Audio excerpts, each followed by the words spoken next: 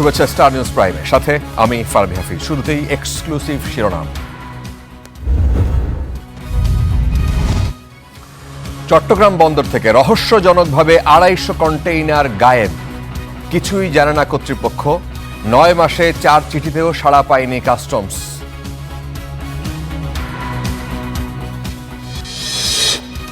দেখছিলেন এক্সক্লুসিভ শিরোনাম। এবারে অন্যান্য।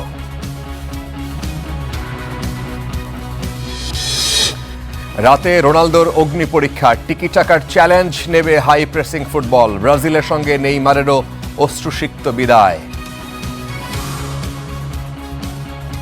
দুইটা দলের উপর দিয়ে জুলাই মাসে ঝড় যায়, এক হচ্ছে ব্রাজিল আর একটা হচ্ছে আওয়ামী লীগ। প্রধানমন্ত্রীকে সৌদি সফরের আমন্ত্রণ ক্রাউন প্রিন্সের। সার্ক সচলে ভূমিকা রাখতে চায় বাংলাদেশ, জানালেন পররাষ্ট্র প্রতিমন্ত্রী।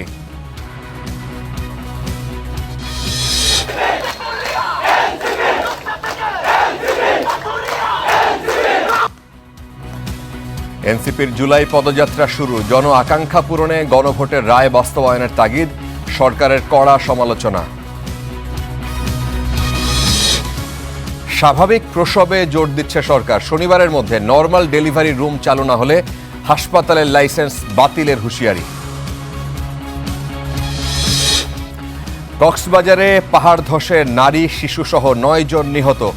চট্টগ্রাম সহ বিভিন্ন স্থানে বৃষ্টি, জলাবদ্ধতা, ঝুঁকিপূর্ণ জায়গায় চলছে প্রশাসনের মাইকিং। পারমিট ছাড়াই ঢাকার রাস্তায় দাপিয়ে বেড়াচ্ছে অসংখ্য বাস, দেখার যেন কেউ নেই। আবারও এক কোম্পানির অধীনে নেয়ার পরিকল্পনা সরকারের।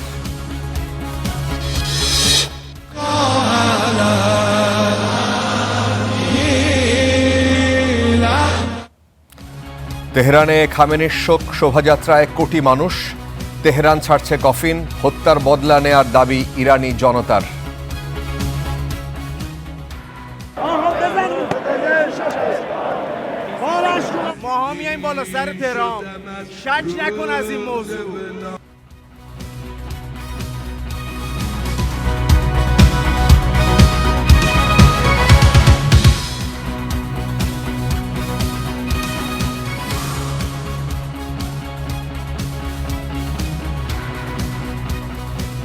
এবারে পুরো খবর।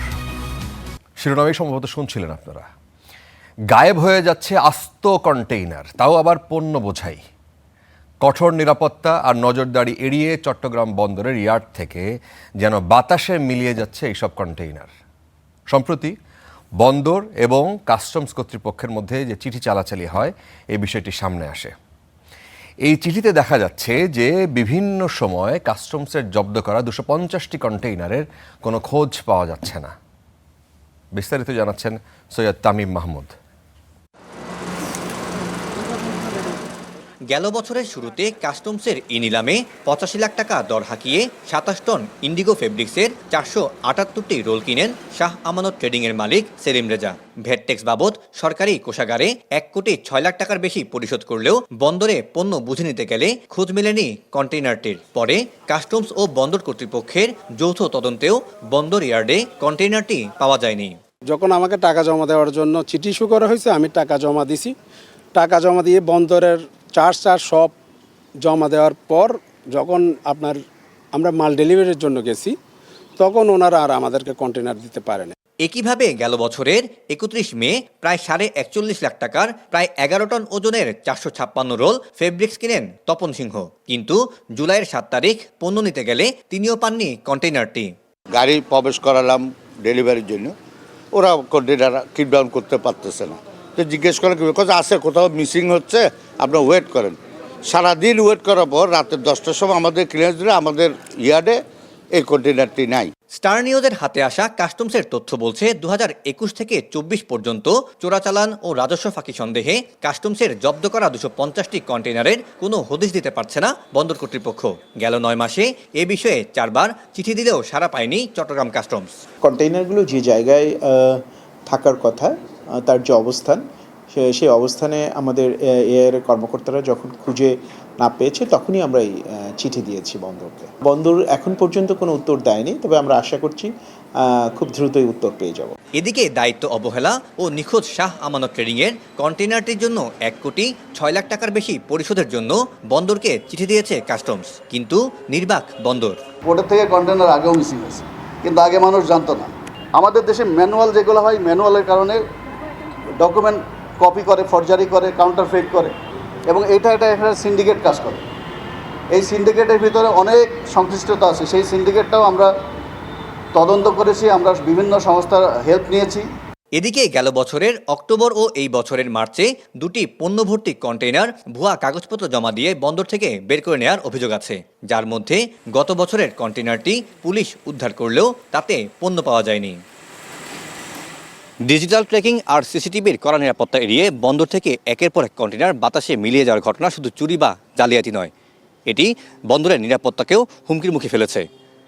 বারবার কন্টেইনার এভাবে হারিয়ে যাওয়ার ঘটনা বন্দর কতদিন এড়িয়ে যাবে সেটি এখন দেখার বিষয়। Syed Tamim Mahmud, star news, Chittagong.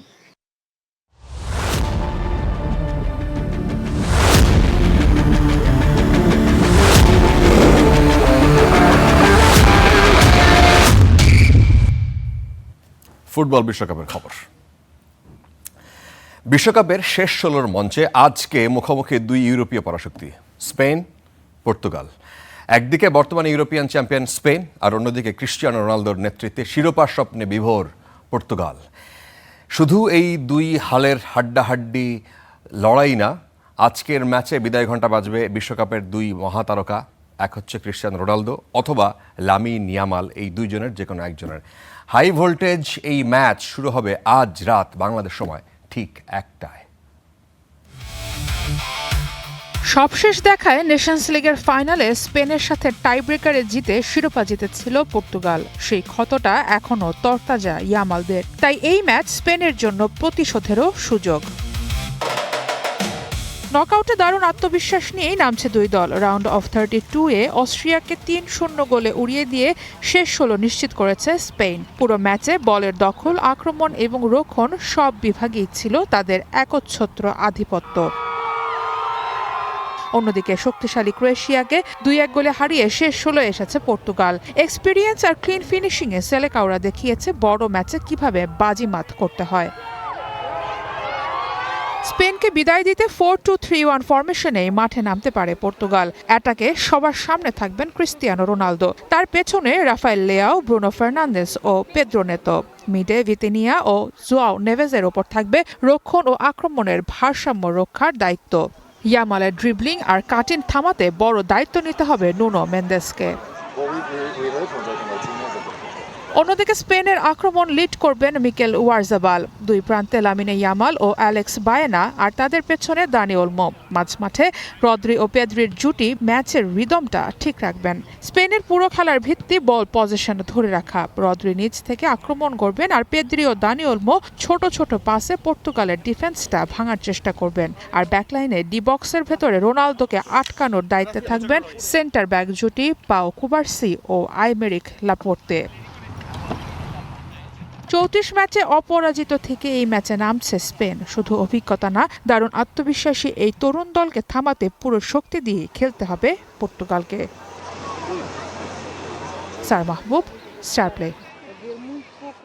তাই এলো ইনোভার, যেন আপনি লাইফে থাকেন রেডি প্রতিদিন। ইনোভার, ডিজাইনড ফর নাও। হেক্সার স্বপ্ন নিয়ে কাটল 24টি বছর। চোখের জলে আরও এক বিশ্বকাপ থেকে খালি হাতেই ফিরল 5 বারের বিশ্ব চ্যাম্পিয়ন ব্রাজিল। 36 বছরের মধ্যে বিশ্বকাপে যা ব্রাজিলের সবচাইতে বাজে পারফরমেন্স বলা হচ্ছে এবারেরটাকে। প্রশ্ন উঠেছে কার্লো আনচেলত্তির যে ট্যাকটিক্স সেটা নিয়ে। তবে সব ছাপিয়ে নিউ জার্সির সব আলো কেড়ে নিয়েছিল নরওয়ে। হেক্সা হেক্সা হেক্সা, শিরোপার সেই হেক্সা পূরণ না হলেও একটা দিক থেকে ঠিকই হেক্সা পূরণ হয়েছে ব্রাজিলের। টানা 6 বিশ্বকাপ তারা যে শিরোপা শূন্য, সমর্থকদের চোখের জলে এর মূল্য কে বা বোঝে। নেইমার কাঁদছেন, তাকে সান্ত্বনা দিতে ছুটে এলেন ভিনিসিয়াস জুনিয়র। কিন্তু ভিনিকে সান্ত্বনা দেবেন কে? সতীর্থদের একটার পর একটা গোলের মিসের দিনে একাই যে লড়েছেন এই উইঙ্গার। তবে তাতে বয়েই গেছে নর্ডিক অঞ্চলের নরওয়ের। সাহসের নাম গোলরক্ষক নিল্যান্ড। আর্লিং হল্যান্ড ভাবলে শিন, যেন সেই বিখ্যাত ভাইকিং সিরিজের র্যাগনার লোথব্লক। চোখে যার বিশ্বজয়ের নেশা। হল্যান্ডেই স্তব্ধ নিউ জার্সির হলুদ উৎসব, আর তাতেই 1990 সালের পর রাউন্ড অফ 16 থেকে বিদায় ব্রাজিলের। লিভারপুলের কিংবদন্তি স্কটিশ ম্যানেজার বিল শ্যাঙ্কলি একবার বলেছিলেন, অনেকেই বলেন ফুটবল জীবন আর মৃত্যু নির্ধারক, তবে আমি আপনাদের নিশ্চিত করি এটা তার চাইতেও অনেক বেশি কিছু। নিশ্চিতরূপে এই ছবিগুলো যেন শ্যাঙ্কলির সেই কথাগুলোকেই মনে করায়। কিন্তু সেলেসাও ভক্তদের সান্ত্বনা দেবে কে? ডন কার্লো আঞ্চলত্তির মাস্টার স্ট্রোক এদিন যেন বুমেরাং, কিছুতেই মিলছে না কোনো হিসেব। সুপার সাব এন্ড্রিকের অবিশ্বাস্য মিস, তারও আগে ব্রুনো গ্লিমাইরেসের ব্লেন্ডার, সব মিলিয়ে যেন কাজ করায় ব্রাজিলের পুরো দলটাই। বিপরীতে বিশ্বকাপের বাছাই থেকে শুরু করে এক ফ্রান্সের বিপক্ষে ম্যাচটা ছাড়া এই নরওয়ে খেলছে নতুন ব্র্যান্ডের ফুটবল। বিশ্বমঞ্চে এটাই যে তাদের সর্বোচ্চ অর্জন। আর ব্রাজিলের বিমান ধরার তারা, সামনে যে ক্লাব ফুটবলের ব্যস্ততা। মাহবুব রিমন, স্টার প্লে। গত রাতের টিএসসির কথা যদি বলি, ঢাকা বিশ্ববিদ্যালয়ের টিএসসিতে ব্রাজিলের যে শুরুটা সেটা হয়েছিল খুব উৎসবের মধ্য দিয়ে, আর শেষটা কান্না ভরা চোখে। গুড়ি গুড়ি বৃষ্টি উপেক্ষা করে প্রিয় দলের জন্য শত শত ভক্তের গলা ফাটানো আওয়াজ ছিল প্রায় পুরো ম্যাচ জুড়ে। কিন্তু ম্যাচের একদম শেষের দিকে এসে যখন একটা গোল খেয়ে যায়, ঠিক ম্যাচের শেষে সেটা রূপ নেয় আক্ষেপের গল্পে। নরওয়ের কাছে হেরে হেক্সার জেতার স্বপ্নে আবারও 4 বছর পিছিয়ে গেল সেলেসাওরা। কিছু করে নাই, ফিফা এটা নিয়ে টোটালি প্ল্যান। মেসিদের আর্জেন্টিনার কার সাথে খেলা পড়ে আর ব্রাজিলের কার সাথে খেলা পড়ে, কেন এগুলো কেন করে? এখানে আঞ্চলিকদের অনেক ভুল ছিল। নেইমারের প্রথম একাদশে রাখে নাই, এরপরে আরো দ্বিতীয় ভুল ছিল। মাঝখান দিয়া 70 মিনিটের পরে কিছু প্লেয়ার উড়ে লাইছে। আপনার ব্রাজিল যেরকম সাম্বার জন্য পরিচিত, আপনার ব্রাজিলের যদি আগের দিনের খেলাগুলো আপনারা দেখেন, ওরা এরিয়ালে অনেক ছোট ছোট পাস খেলতো। সো ওই খেলাটা মিসিং। আসলে আমার 14 গোষ্ঠীর মধ্যে কেউ ব্রাজিল সমর্থন করে না, একমাত্র আমি করি। বাসায় যেতে পারবো না, আত্মীয় স্বজনের বাড়ি যেতে পারবো না, বন্ধু বান্ধবের কাছে মুখ দেখাতে পারছি না। এখানেই শুরু এখানেই শেষ বলে কি ব্রাজিল জাতীয় দলের থেকে অবসরের ইঙ্গিত দিয়েছেন নেইমার? তেমনটা যদি হয়, এই মেটলাইফ স্টেডিয়ামে ক্যারিয়ার শুরু করা নেইমারের 16 বছরের ক্যারিয়ার সম্ভবত এই স্টেডিয়ামেই থামছে। বিশ্বকাপ থেকে নেইমার আর ব্রাজিলের বিদায়ের মধ্য দিয়ে বাংলাদেশের ফুটবল উন্মাদনায়ও ভাটা পড়ল মনে হচ্ছে।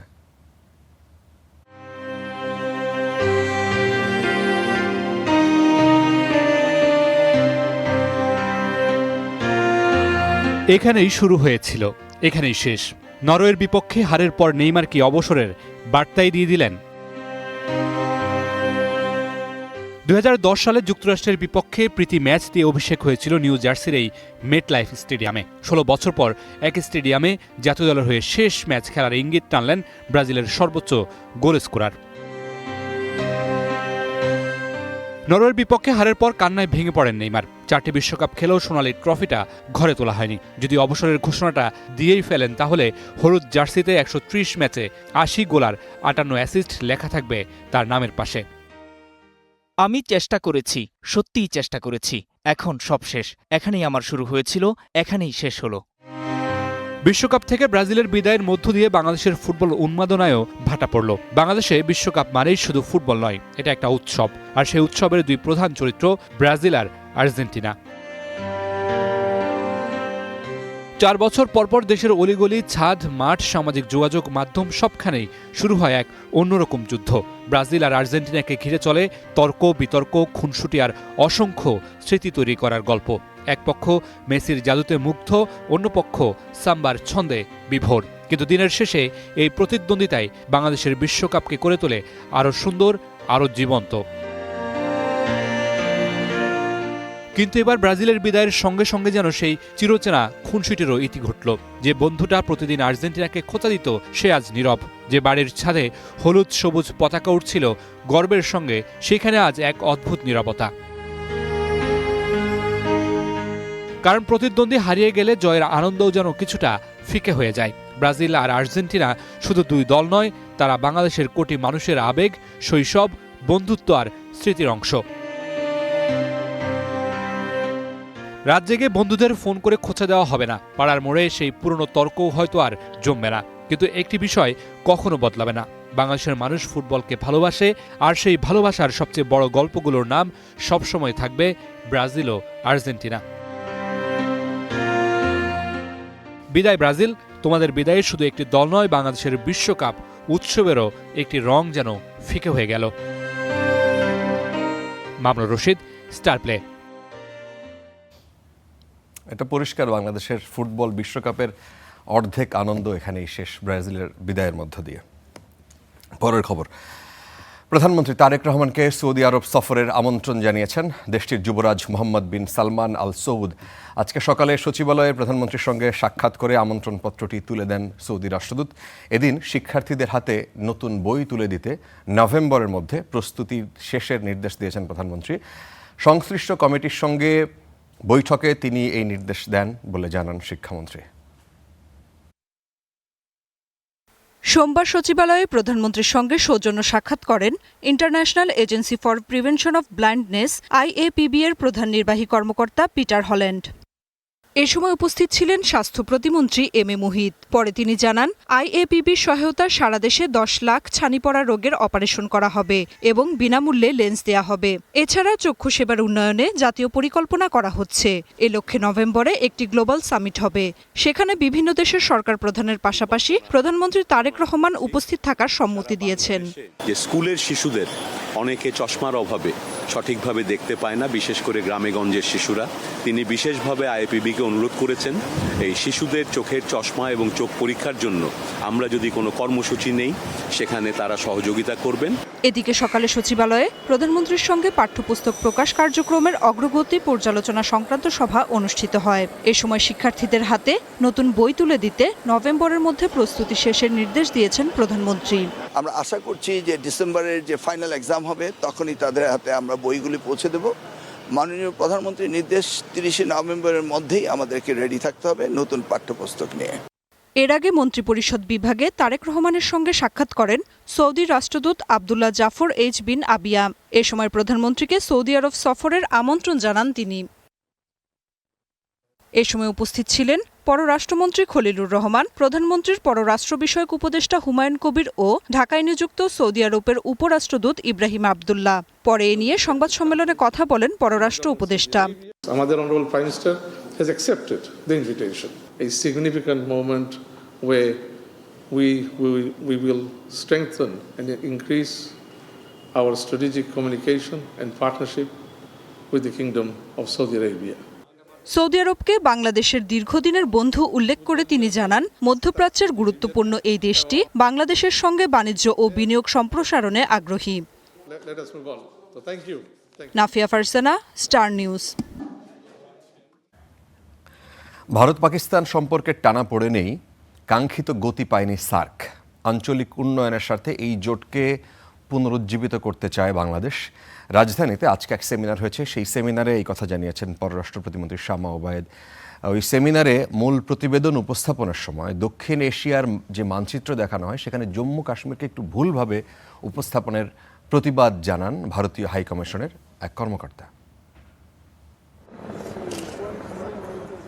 দক্ষিণ এশিয়ায় আঞ্চলিক সহযোগিতা বৃদ্ধির লক্ষ্যে 1985 সালে গঠিত হয় সার্ক, যার মূল উদ্দেশ্য ছিল এই অঞ্চলে অর্থনৈতিক প্রবৃদ্ধি ও সাংস্কৃতিক উন্নয়ন। তবে বাস্তবতা হল, গত এক যুগে নিয়মিত সম্মেলনও আয়োজন করতে পারেনি আঞ্চলিক এই জোট। মুখ থুবড়ে পড়া সার্ককে কিভাবে সচল করা যায় তা নিয়ে এই সেমিনার আয়োজন। তবে সেমিনারের শুরুতেই অনাকাঙ্ক্ষিত ঘটনা। মূল প্রতিবেদনে দক্ষিণ এশিয়ার মানচিত্রে জম্মু কাশ্মীরকে ভারতের অন্তর্ভুক্ত না দেখানোয় আপত্তি জানান ভারতীয় হাইকমিশনের কর্মকর্তা। From Indian High Commission, the map of India depicted here is incorrect. Jammu and Kashmir is an integral part of India, and I think the map presented here is not correct. পররাষ্ট্র প্রতিমন্ত্রী জানান, ভারত পাকিস্তানের সম্পর্কের বৈরিতা প্রভাব ফেলছে আঞ্চলিক জোটে। দ্বিপাক্ষিক সম্পর্কে টানাপোড়েন সার্কের গতিকে বাধাগ্রস্ত করছে। বিগত সময়ে সার্ক রাজনৈতিকভাবে সীমাবদ্ধ থাকলেও প্রতিষ্ঠান হিসেবে এটি সবসময় প্রাসঙ্গিক।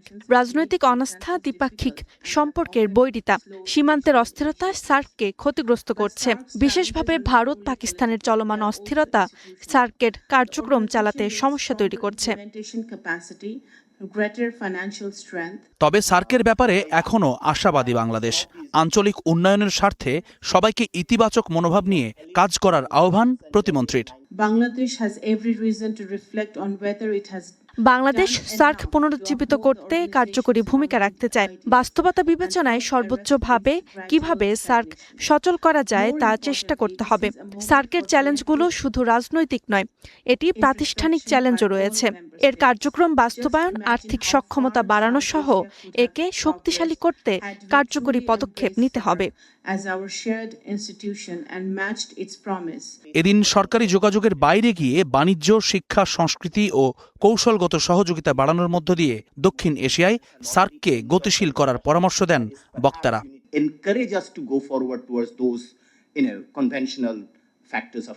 জুম্মান সাদিক, জ্যাভলিন, star news, Dhaka.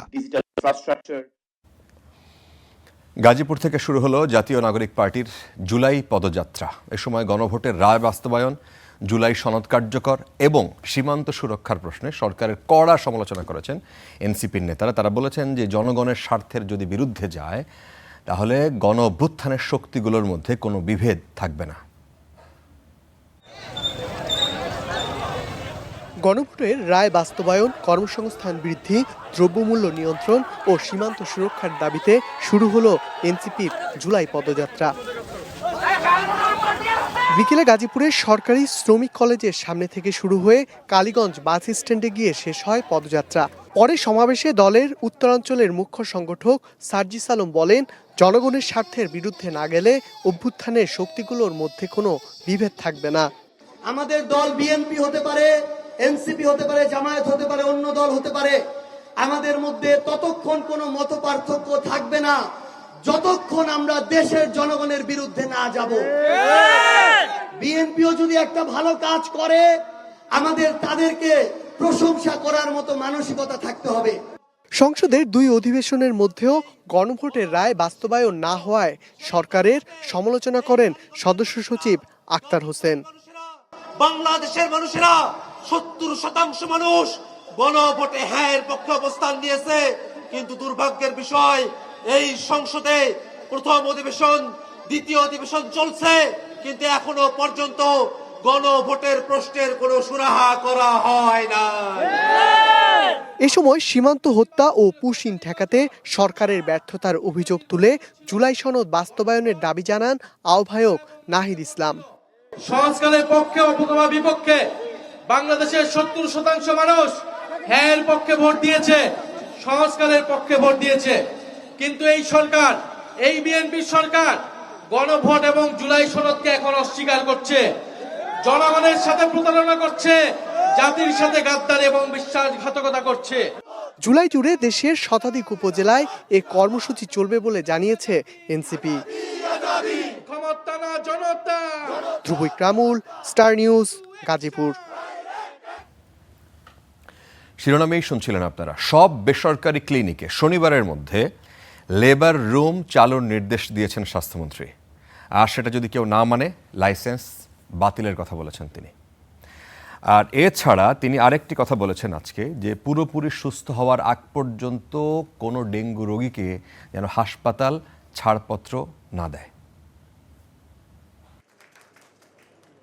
Bangladesh midwife সোসাইটির আয়োজনে জাতীয় পর্যায়ের অ্যাডভোকেসি কর্মশালায় যোগ দেন স্বাস্থ্য ও পরিবার কল্যাণ মন্ত্রী সরদার মোহাম্মদ সাখাওয়াত হোসেন।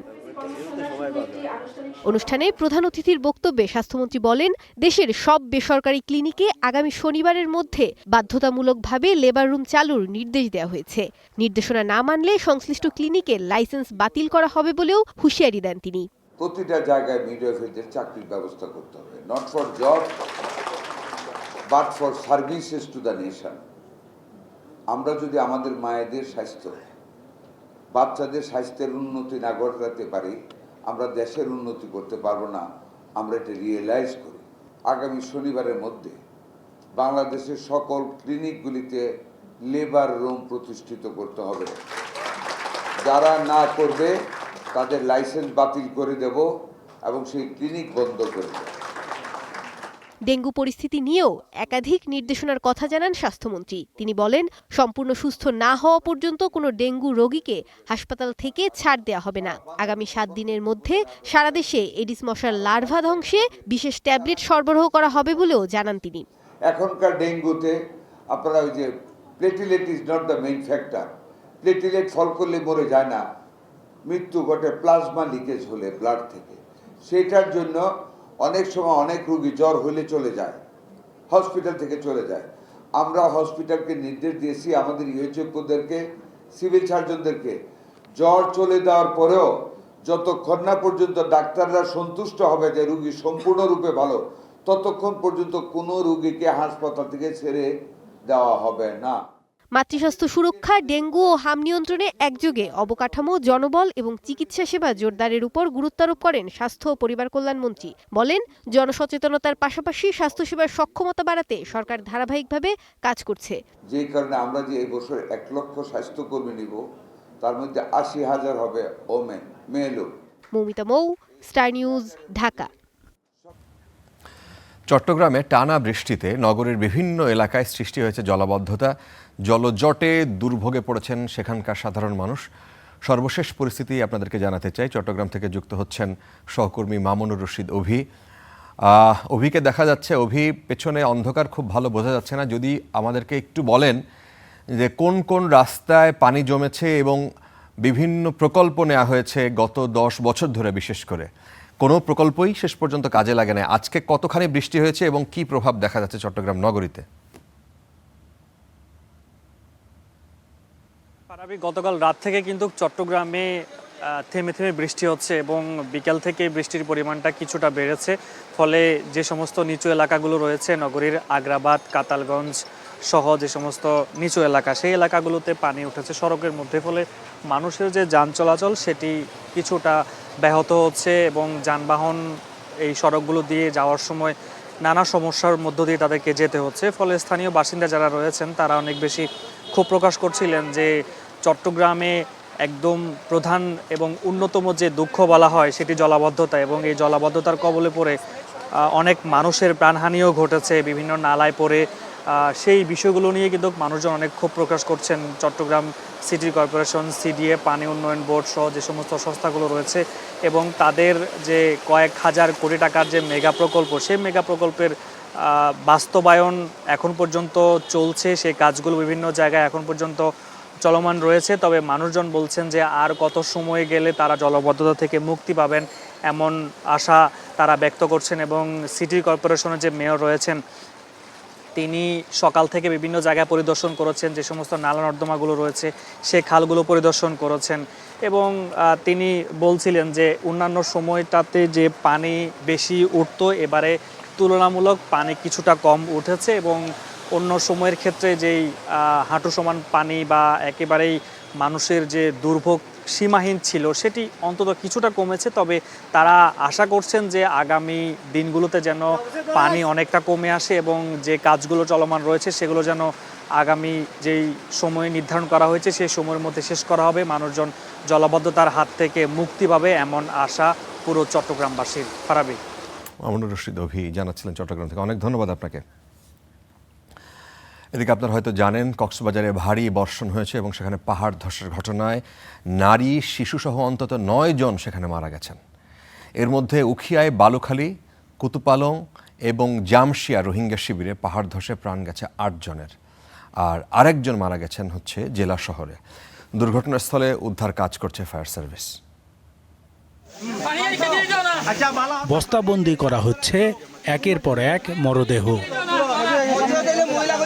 কক্সবাজার সদর ও উখিয়ার রোহিঙ্গা আশ্রয় শিবিরে পাহাড় ধসে মারা গেছেন অন্তত 9 জন।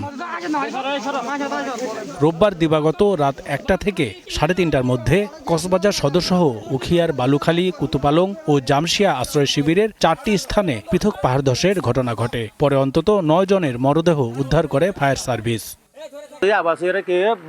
মানে বাইদু আসিলেন বান্নার নেড় আসিলেন তো বাই সেদিন মানে উড়ি দুঁড়ি আই সার দে তো আবার যখন ভাই দুঁড়ি উড়ি সার দে মানে কি হাইন্দা বাঙি ফরি ও তারা মানে কি আর বাইনা আছে দুয়া বইনা আছে দুয়া তারা বেড়ার তলো ফরি মেরির তলো ফরি 4 জন তারা মরা গিয়ে আই দরজা অর্ডার দরজা বাইয়ের গলিয়ারে মেডিটেরি কুরিয়ারে হচ্ছে 4 জন মারা ভাই একজন যেতে নিয়ে লাগে। পাহাড় কেটে বসতি করার কারণে এমন দুর্ঘটনা ঘটেছে বলে অভিযোগ প্রত্যক্ষদর্শীদের।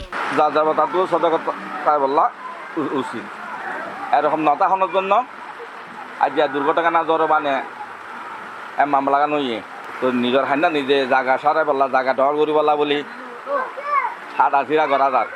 খবর পেয়ে স্থানীয়দের সহায়তায় উদ্ধার কাজ চালায় ফায়ার সার্ভিসের 2টি ইউনিট। দুটা কেন্দ্র মিলে আমরা প্রথমত 15 ক্যাম্পের কথা যদি বলি, ওখানে আমাদের হাতে উদ্ধার হয়েছে 2 জন আর জনতা কর্তৃক 1 জন মৃত উদ্ধার, তাহলে 3 জন মৃত ব্যক্তি উদ্ধার। আর ক্যাম্পে আমাদের জানা মতে ডিএমসি মেম্বারদের তথ্য মতে ক্যাম্পে 11তে 4 জনের মৃত্যুর আমরা সংবাদ পেয়েছি।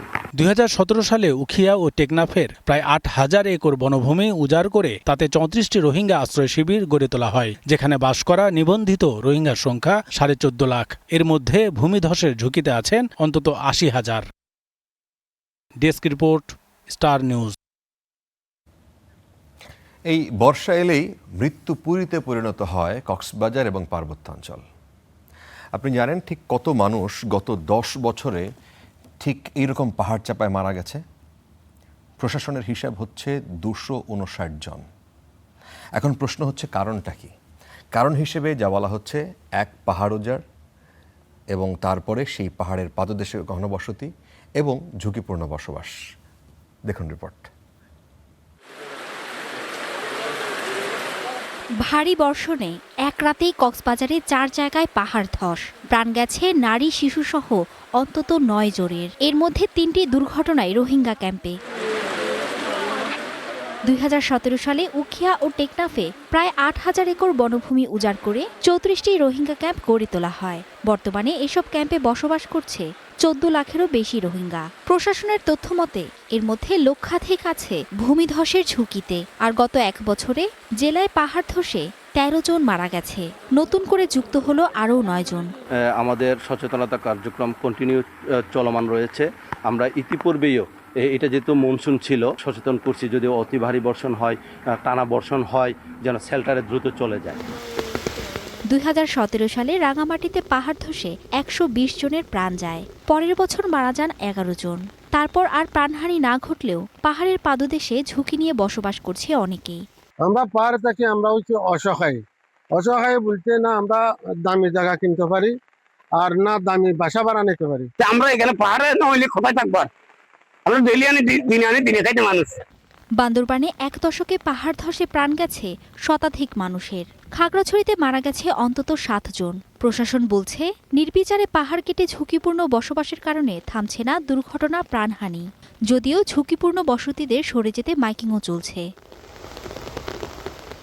Mithila Anjum, star news. ভুতুড়ে বিল নিয়ে তদন্তে বিদ্যুৎ বিলের তথ্যে গড়মিলের প্রমাণ পেয়েছে মন্ত্রণালয়, যেখানে প্রকৃত যে বিল সেই বিলের তুলনায় হিসাব দেখানো হয়েছে কয়েক গুণ। তাই সঞ্চালন সহ অবকাঠামোগত নানা ধরনের সমস্যা নিয়ে কাজ করবে বলে জানিয়েছেন বিদ্যুৎ মন্ত্রী এবং প্রতিমন্ত্রী এবং সচিব। তবে বিশেষজ্ঞরা বলছেন যে বিদ্যুৎ খাতে সংস্কার যদি করতে হয়, পরিবর্তন করতে হবে যে আমলাতান্ত্রিক কাঠামো আছে, এই কাঠামোকে। এই খাতে সরকারকে ব্যবসা না করার আহ্বান জানিয়েছেন বিশেষজ্ঞরা। প্রিপেইড মিটার প্রকল্প বাস্তবায়ন শুরুর পর গত কয়েক বছর ধরেই তীব্র গরমে ভুতুড়ে বিলের অভিযোগ পাওয়া যাচ্ছে। এবারও জুন মাস জুড়ে দেশের বেশ কয়েকটি জেলা থেকে এমন অভিযোগ এসেছে। বিষয়টি তদন্তে জুনের শেষে বেশ কয়েকটি হটলাইন চালু করে বিদ্যুৎ মন্ত্রণালয়। সোমবার বিদ্যুৎ ভবনে আয়োজিত সংবাদ সম্মেলনে সচিব বলেন, বিদ্যুতের দাম ও স্ল্যাব পরিবর্তনের পাশাপাশি বেশ কয়েকটি জেলায় তথ্যের গড়মিলের প্রমাণ মিলেছে। এর সমাধানে কাজ করছে সরকার। ইউনিটটি হওয়ার কথা ছিল 70 ইউনিট, কিন্তু করণিক ভুলের কারণে এটা 700 ইউনিট হয়ে যায় এবং 700 ইউনিটকে দিয়ে যখন বিদ্যুতের মূল্যটাকে গুণ করা হয়, স্বাভাবিকভাবে একটি অস্বাভাবিক বিল আমরা পেয়েছি। এই ক্ষেত্রেও আমরা আমাদের যে সংশ্লিষ্ট কর্মকর্তা এবং কর্মচারী এই করণিক ভুলের জন্য দায়ী ছিলেন তাদের প্রতি ব্যবস্থা নেওয়া হয়েছে। এ সময় বিদ্যুৎ প্রতিমন্ত্রী বলেন, কেন্দ্রীভূত অবকাঠামো ও সঞ্চালন ব্যবস্থায় ত্রুটি থাকায় নানা ধরনের সমস্যা দেখা দিচ্ছে। সমাধানে মহাপরিকল্পনা নিচ্ছে সরকার।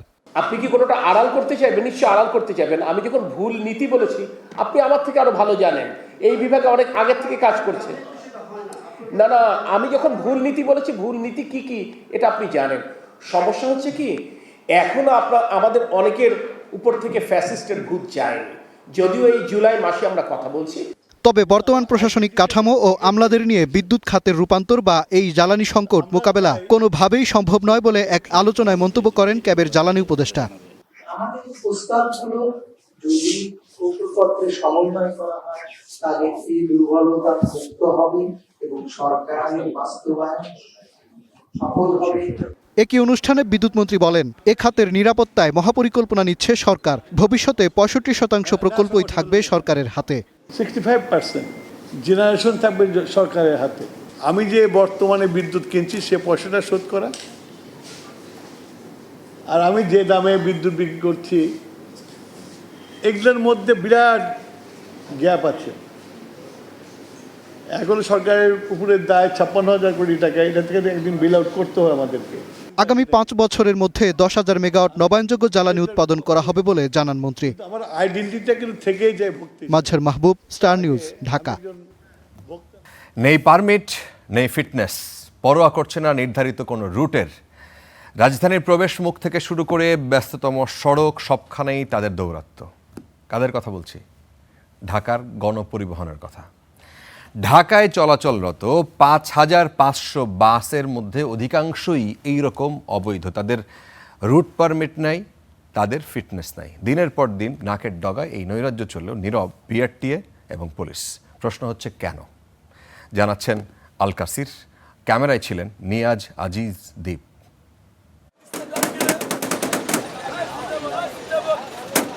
নগরবাসীকে সেবা দিতে নামা এই বাসগুলো এখন নৈরাজ্যের আরেক নাম। নেই রুট পারমিট, সংখ্যা অনুমোদনের চেয়ে বেশি, ফিটনেসেরও নেই বালাই।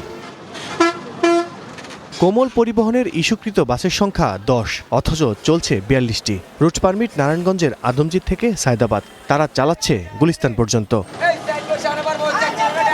এত অনিয়ম একসাথে কিভাবে, এই প্রশ্ন ছিল মালিকদের কাছে। এটা আমাদের দোষ না, এটা হলো বর্তমান পরিস্থিতির দোষ। বিএনপি সরকার আসার আগে আমাদেরকে ওই সময় বলা হয়েছিল যে বিআরটি থেকে আপনারা অ্যাপ্লাই করেন, আমরা পরবর্তীগুলো দেখব, কিন্তু আর ওই দেশের পরিস্থিতি খারাপের কারণে আর যাওয়া হয় নাই, আর এটা নিয়ে আগানো হয় না। 10 টাকার অনুমোদন নিয়ে আপনারা 25টা, 30টা, 40টা কিভাবে চালাচ্ছেন? 10টা অনুমতি নামবো, 86 টাকার অনুমতি, আমগো অনুমতি আছে, আমগো কাগজ আছে। রোড পারমিট তো ভাই এখন যায় না, বন্ধ। রোড পারমিট বন্ধ করছে যে কাগজ ছাপতে ভাই। কলাবাগানে আইন ভেঙে সড়কে পার্কিং করা এই বাসগুলো মেঘলা পরিবহনের। ক্যামেরা দেখেই শুরু হয় সরে যাওয়ার প্রতিযোগিতা। ভুলতা কলাবাগান রুটে এই কোম্পানির অনুমোদন 59টি গাড়ির। বিআরটিএর হালনাগাদ তথ্য বলছে এর মধ্যে রুট পারমিট আছে 34টির, নেই 25টির। 25টা নাই না, এটা তো স্যার, তাহলে আপনি যদি আমার আরেকদিন সুযোগ দেন তাহলে আমি পারমিটের কাগজগুলো সবগুলো আপনি দেখাতে পারি, যোগ করে স্যার, যে আমাদের কয়টা আছে। আশা করি আমি যেটা বলছি স্যার এর কম হবে না স্যার, ইনশাআল্লাহ। রজনীগন্ধা পরিবহনের ঘাটারচর কাউন্টার। ক্যামেরা দেখেই সরে যান বাস শ্রমিক ও কাউন্টারম্যান। গাড়ি নাই তো, এই কারণে হয়তো মানে সাইডে বেড়ে আছে। আমি তো অনেকক্ষণ ধরে এখানে আসলাম, তো কাউরে তো খুঁজে পাইতেছি না, এখানেও পাইতেছি না। রাস্তায় এই কোম্পানির বাস চলছে 50টিরও বেশি, অথচ অনুমোদন 40টি। আর ইস্যু করা 23 গাড়ির মধ্যে পারমিট নেই 10টির। সবগুলোই ফিটনেস আছে, বরঞ্চ কোনোটার ফিটনেস খারাপ নয়। এমনকি 45টা সিলিং আবেদন করা ছিল, এখন আরও 50টা সিলিংয়ে আবেদন আছে, 90টা সিলিংয়ের আবেদন করা আছে। ঢাকা পরিবহন সমন্বয় কর্তৃপক্ষ বলছে রাজধানীর 98টি সক্রিয় রুটে চলাচলরত বাসের সংখ্যা 5,500। সবশেষ তথ্য মতে এগুলোর মধ্যে 1,646টি বাসই রুট পারমিটবিহীন। সড়কের এত অনিয়মে কি করছে নিয়ন্ত্রক সংস্থা বিআরটিএ? উত্তর জানতে চেয়ারম্যানের দপ্তরে গেলে সাক্ষাৎ দেননি তিনি। প্রশ্ন পাঠিয়েও পাওয়া যায়নি উত্তর। পুলিশ বলছে অবৈধ বাস রাস্তায় চলার কোনো সুযোগ নেই, অভিযান করে এসব সরিয়ে ফেলা হবে। মন্ত্রণালয় থেকে আমাদের স্ক্র্যাপ নীতিমালা পাশ হয়েছে, এই নীতিমালাটা আমার এখন মাঠ পর্যায়ে এখন বাস্তবায়ন হবে। ফলাফলগুলো আমার ধারণা যে মাসখানিকের মধ্যে খুব দৃশ্যমান পর্যায়ে রাজধানীবাসী দেখতে পারবে। রাজধানী ঢাকার লাখো মানুষের ভরসা গণপরিবহন, কিন্তু এই ভরসার পথেই নিত্যদিনের ভোগান্তি। সিটিং সার্ভিসের নামে অতিরিক্ত ভাড়া আদায়, যত্রতত্র যাত্রী ওঠানামা আর ফিটনেসবিহীন বাসগুলোর নিয়মিত রুট ভায়োলেশন। এসব অনিয়মে নিয়ন্ত্রক সংস্থাগুলো যেন চোখ থাকতে অন্ধ। আর তাই সড়কে শৃঙ্খলা ফেরাতে সংশ্লিষ্টদের নানা উদ্যোগের কথা শোনা গেলেও বাস্তব প্রতিফলন খুব একটা দেখা যায় না। তবে নগরবাসী এসব ভোগান্তি থেকে মুক্তি পেতে চায়, এজন্য দরকার মৌখিক আশ্বাস নয়, কার্যকরী পদক্ষেপ। আল কাসির, স্টার নিউজ, ঢাকা। এই সমস্যা সমাধানে সব বাসকে এক কোম্পানির আওতায় আনতে ফের মাঠে নামছে সরকার। এই বছরে 2টি রুটে একক ব্যবস্থায় বাস চালুর পরিকল্পনা ঢাকা পরিবহন সমন্বয় কর্তৃপক্ষের। তবে বিশেষজ্ঞরা বলছেন যে রাজনৈতিক সদিচ্ছা এবং মালিক শ্রমিকের সমন্বয় ছাড়া এই উদ্যোগ কাজে আসবে না। জিসান আহমেদ রিপোর্ট করেছেন।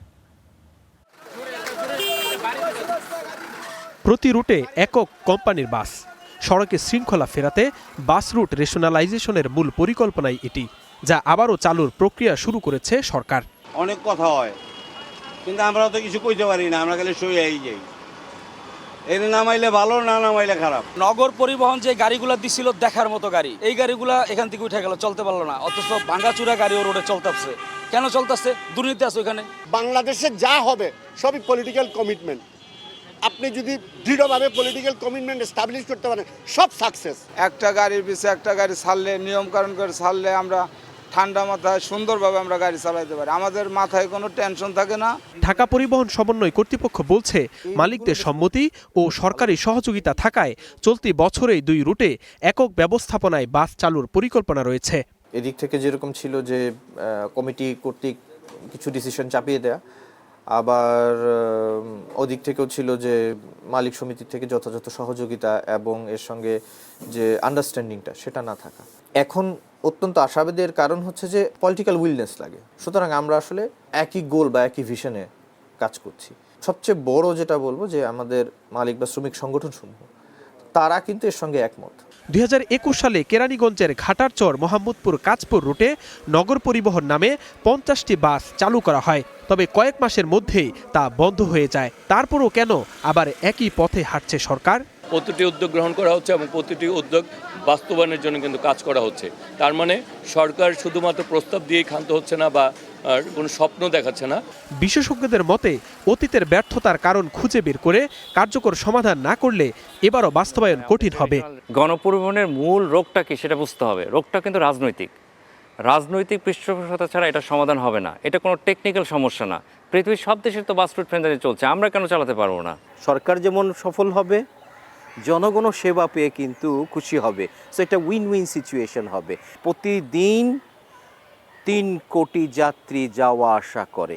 এই যাত্রীর জন্য নেওয়ার জন্য আমি 5টা কোম্পানিকে দিব, এই কথাটাই হলো বিজনেসের ক্লাইমেট। রাজধানীর গণপরিবহন ব্যবস্থার শৃঙ্খলা ফেরানোর লক্ষ্য নিয়ে আবারও সামনে এসেছে বাস রুট রেশনালাইজেশন পরিকল্পনা। বিশেষজ্ঞরা বলছেন, এটি সঠিকভাবে কার্যকর করা গেলে সড়কে কমবে বিশৃঙ্খলা, বাড়বে যাত্রী সেবার মান। তবে অতীতের মতো সমন্বয়হীনতা আর বাস্তবায়ন সংকট দেখা দিলে এ উদ্যোগও কাগজে কলমে সীমাবদ্ধ থাকার আশঙ্কা রয়েছে। তাই শুধু পরিকল্পনা নয়, এখন সবচেয়ে বেশি গুরুত্বপূর্ণ এর কার্যকর বাস্তবায়ন। Zisan Ahmed, star news, Dhaka.